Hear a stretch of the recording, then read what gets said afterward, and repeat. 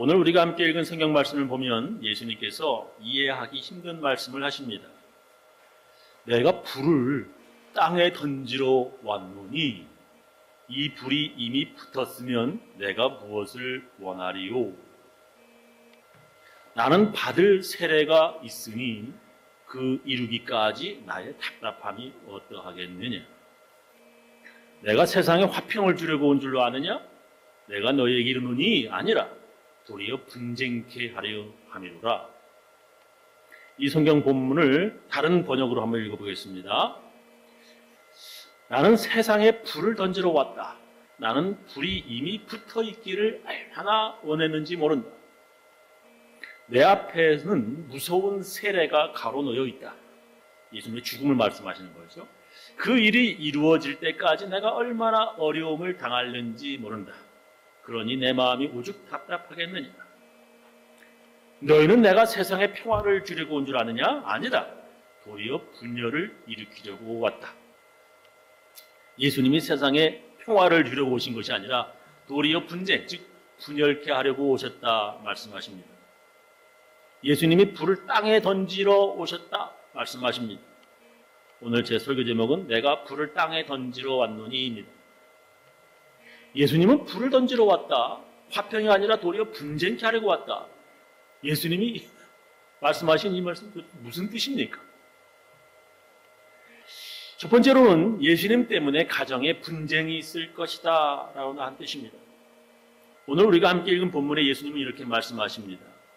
이후부터 한 집에 5사람이 있어 분쟁하되 셋이 둘과 둘이 셋과 분쟁하리니 아비가 아들과 아들이 아비와 어미가 딸과 딸이 어미와 시어머니와 며느리와 며느리가 시어머니와 분쟁하리라 하시니라. 예수님 때문에 아비와 아들이 엄마와 딸이 시어머니와 며느리가 분쟁, 즉 가족들이 서로 갈라지고 서로 싸울 것이라고 하는 말씀입니다. 요즘에도 예수 믿지 않는 시어머니와 예수 믿는 며느리와의 분쟁이 있습니다. 반대로 되겠죠. 예수 믿지 않는 며느리와 예수 믿는 시어미와 분쟁이 있습니다. 한국의 예수 믿지 않는 집에는 이 제삿날이라고 부르는 날이 있습니다. 그날은 조상들이 죽은 날짜인데 예수 믿지 않는 사람들은 그날에 죽은 조상들을 위해 제사상을 차려서 조상의 귀신들이 와서 배불리 먹고 간다라고 그렇게 믿습니다. 저렇게 이제 제사상을 저렇게 차립니다. 저렇게 그러면 이제 조상 귀신들이 와서 저걸 먹고 간다 이러고 믿습니다. 그런 제사 모임에 참석하지 않겠다고 하는 크리스천 며느리와 예수 믿지 않는 시어머니와 이게 원수가 되는 경우가 있습니다. 제가 어렸을 때에 어떤 아버지는 딸이 예수 믿는 것 반대해서 딸의 머리카락을 가위로 그냥 막 잘라가지고 딸이 창피해 집 밖에 나가지 못하게 만들었습니다.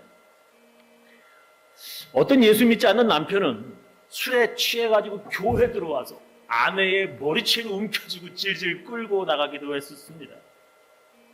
제가 어릴 적 그 당시에는 그렇게 아내에게 술에 취해서 폭력적인 남편을 체포하는 그런 법도 없었습니다.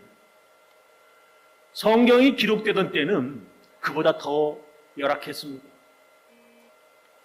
지금과 다른 그 당시의 가부장적 문화, 아버지와 남편에게 복종해야 하는 그때를 좀 기억하시고 오늘 성경 본문을 읽어야 합니다. 그래도 잘 이해가 안 되면 요즘에도 아버지의 말을 듣지 않는다고 하는 이유로 가족과 친척이 살해하는 명예살인을 보면 조금은 이해가 되실 것입니다. 동영상 보시겠습니다. 명예살인이라는 말 들어보셨습니까? 집안의 명예를 더럽혔다는 이유로 가족 구성원을 살해하는 이슬람권에서 행해지는 악습입니다. 파키스탄에선 지난해에만 이 같은 이유로 1000명이 넘는 사람들이 목숨을 잃었습니다. 국제부 박찬영 기자가 전합니다. 올해 아카데미에서 단편 다큐멘터리 상을 수상한 영화 강가의 소녀. 부모의 반대에 부딪혀 사랑의 도피를 떠난 18세 파키스탄 소녀의 실화를 담은 영화입니다. 영화 속 실제 주인공인 이 소녀는 아버지와 삼촌에게 붙잡혀 구타당하고 심지어 아버지가 쏜 총에 맞은 뒤 자루 안에 넣어져 강물에 버려졌지만 기적적으로 살아남았습니다. नहीं मेरे घरदे ने बड़ा जुल्म किया लेकिन मेरे अब्बू ने मेरे भाई ने मेरे चाचू ने लेकिन इन्होंने जान तो मारने की मैंने कोशिश की थी लेकिन मैं घर नहीं पारा जाना चाहती 파키스탄 총리는 명예살인을 해도 남은 가족들이 문제 삼지 않으면 처벌하지 않는 관련 법안을 개혁하겠다고 직접 나섰고 국제사회는 이를 환영했습니다. Prime Minister Sharif pledged to change laws that allow such barbaric practices and murders. A great work of cinema can shine light on a subject, on real-world challenges. 총리의 약속에도 불구하고 지난 8일 파키스탄 동부에 사는 18살 지나트 라피크라는 여성이 또다시 명예살인 당했습니다. उसमें शामिल है उसकी अम्मी शामिल है ठीक है उसका भाई नहीं शामिल है उसका बहन वही जफर शामिल है 가족의 허락을 받지 않고 결혼했다는 이유로 소녀의 어머니가 자신의 딸을 산채로 화형시킨 겁니다. ठीक है तो मैं खुद मुंदई बनने के लिए तैयार हूँ ठीक है जो भी है मैं मुझे इंसाफ चाहिए जो मेरी वाइफ के साथ हुआ है ऐसा 지난 한 해 동안 파키스탄에서 명예살인을 당한 사람은 1184명, 하루 3명꼴입니다. 이 중 여성이 1096명으로 거의 대부분을 차지합니다. 미성년자도 170여 명이나 됩니다. 하지만 신고하지 않은 건수를 포함하면 이보다 훨씬 많을 것으로 추정됩니다.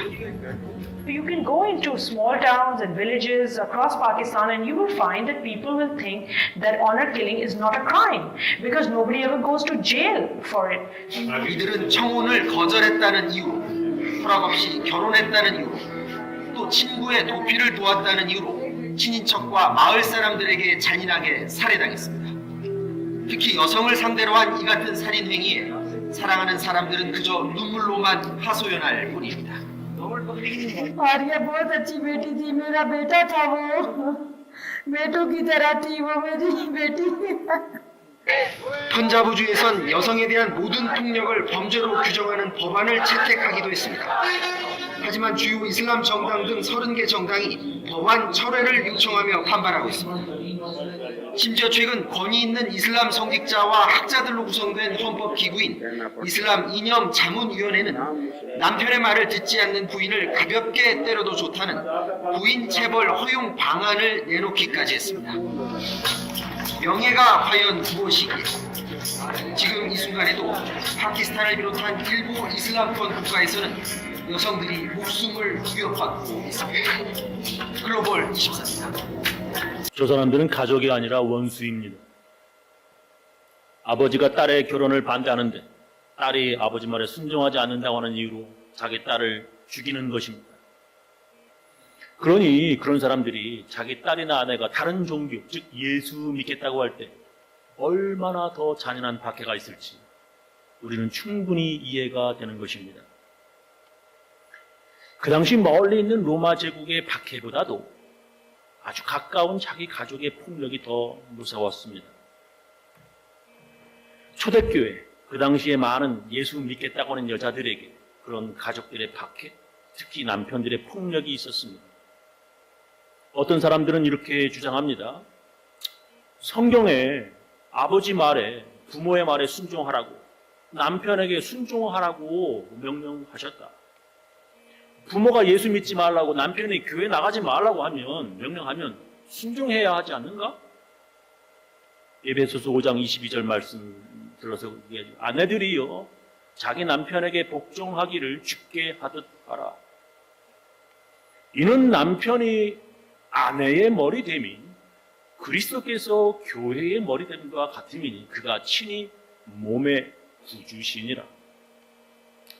그러나 교회가 그리스도에게 하듯 아내들도 범사에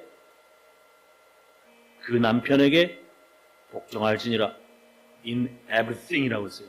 범사에 in everything 모든 것에 그 남편에게 복종할지니라. 성경에 이렇게 아내들은 남편에게 순종하라고 명령했는데 왜 그 명령을 어기고 교회 다니고 예수 믿는가? 성경의 자녀들은 부모에게 순종하라고 명령했는데 왜 그 명령을 어기고 부모가 교회 가지 말라고 하는데도 교회에 나가려 하는가? 이렇게 주장합니다. 여러분, 부모의 모든 명령을 그리고 남편의 모든 명령을 무조건 순종해야 합니까?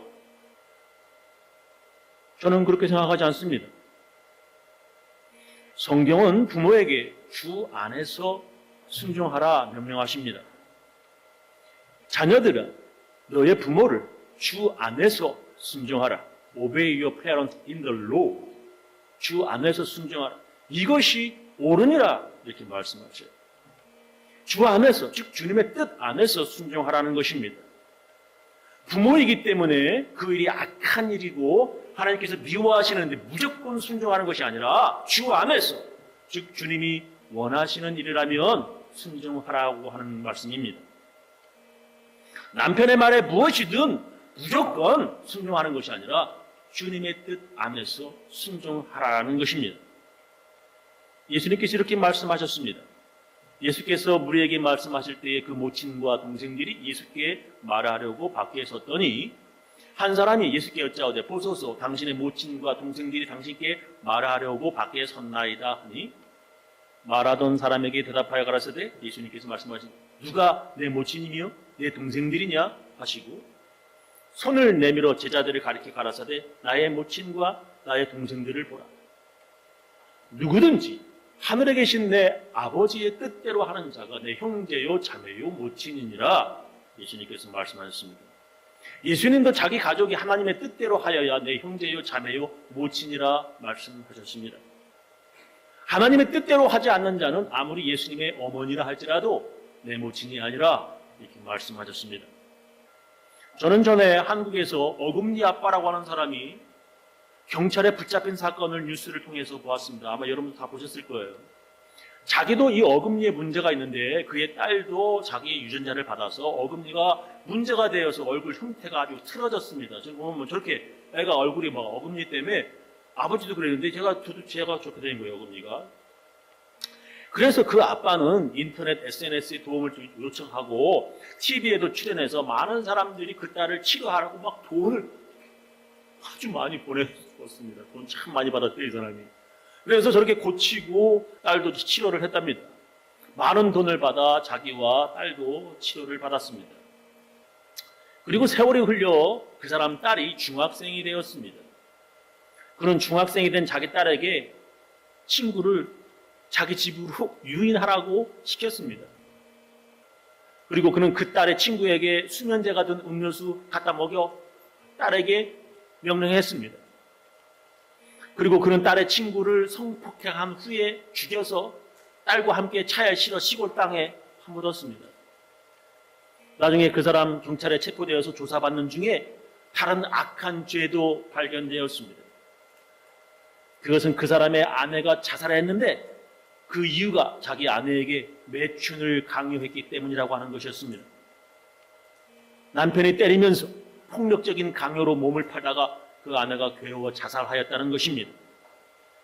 여러분, 아버지의 명령이라고 남편의 말이라고 모두 순종해야 합니까?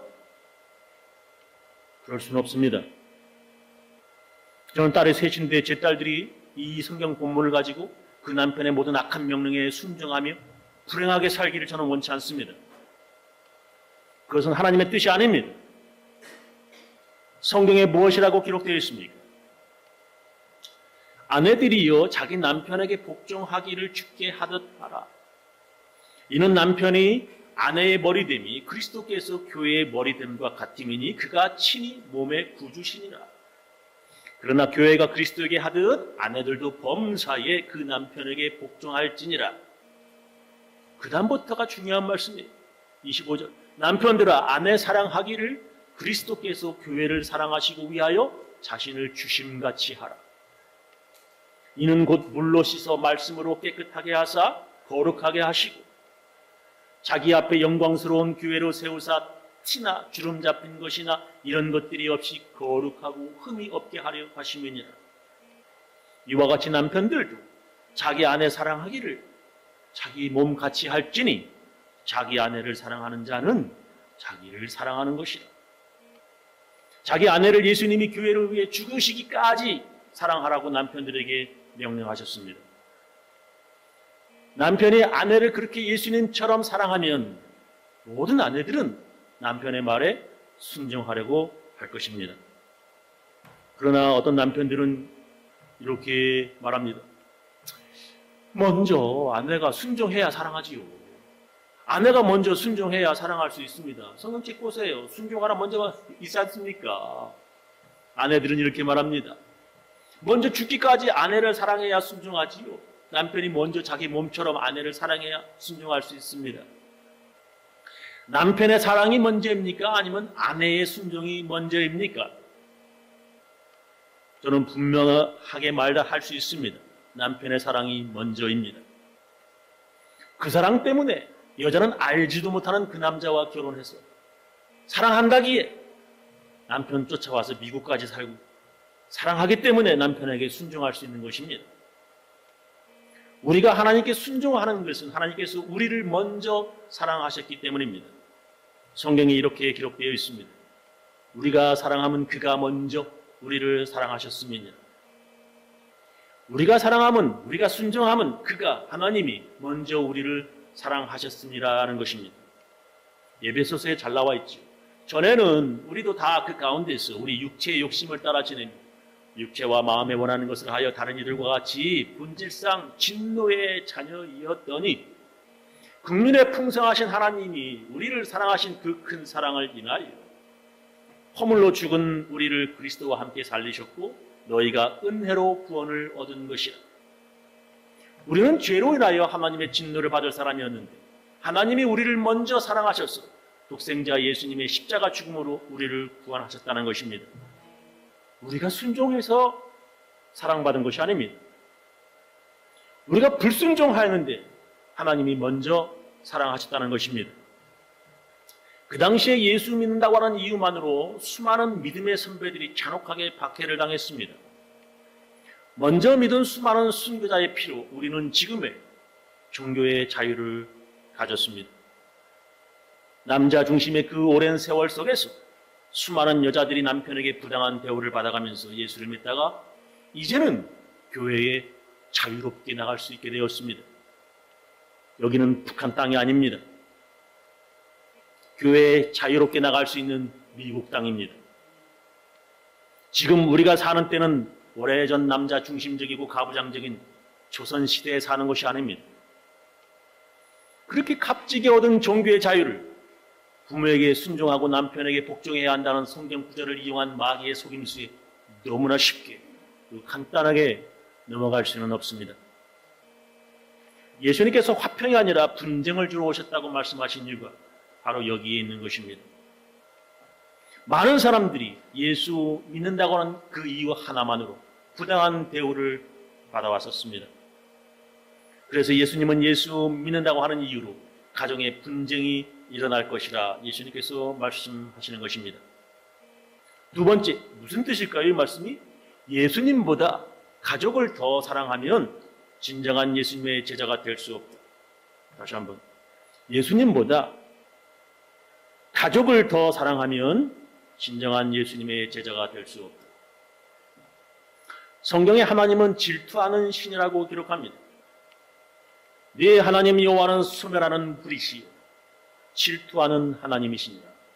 다시 한번, 네 하나님 여호와는 소멸하는 불이시요 질투하는 하나님이시니라. 하나님이 제일 미워하시는 것은 하나님이 아닌 다른 신, 우상 섬기는 것입니다. 그것들에게 절하지 말며 그것들을 섬기지 말라. 나 여호와 너희 하나님은 질투하는 하나님인즉 나를 미워하는 자의 죄를 갚되 아비로부터 아들에게로 3, 4대까지 이르게 하거니와 나를 사랑하고 내 계명을 지키는 자에게는 1000대까지 은혜를 베푸느니라.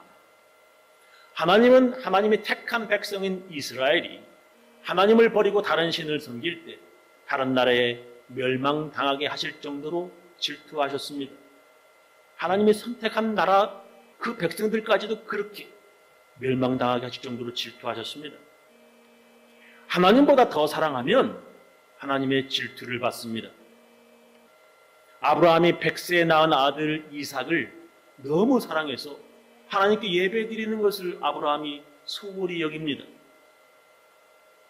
하나님께서 아브라함을 시험하시어 그의 아들 이삭을 번제로 하나님께 드리라고 명령하셨습니다.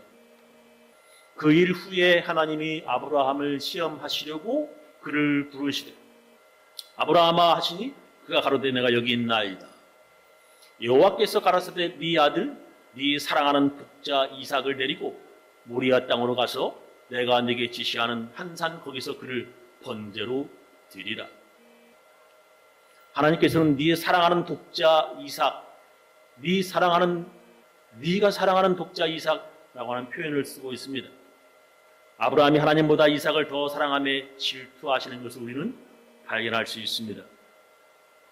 어떤 사람은 하나님보다 아들, 그리고 손자, 손녀 더 사랑합니다. 어떤 사람은 하나님보다 돈과 재물을 더 사랑합니다. 그런 것은 하나님의 질투를 유발하게 만듭니다. 예수님보다 가족을 더 사랑하는 사람은 예수님의 제자가 될 수 없다라고 말씀하십니다. 마태복음에 보면 이런 말씀이죠. 내가 세상에 화평을 주러 온 줄로 생각지 말아라. 화평이 아니요 검을 주러 왔노라.